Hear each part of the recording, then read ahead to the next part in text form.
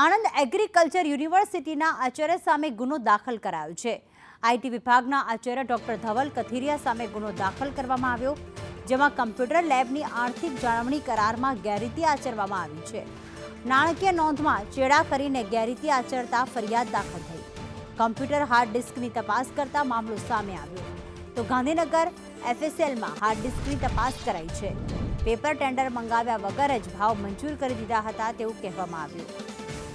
ઇરશાદ અમારી સાથે જોડાઈ ગયા છે। ઇરશાદ, આચાર્ય સામે ગુનો દાખલ કરવામાં આવ્યો છે, કઈ રીતે ગેરરીતિ આચરવામાં આવી હતી?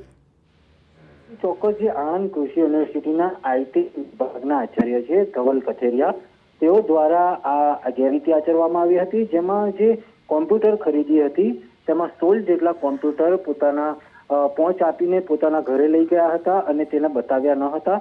તેમજ જે નાણાકીય નોંધ હતી તેમાં પણ ચેડા કરવામાં આવ્યા હતા।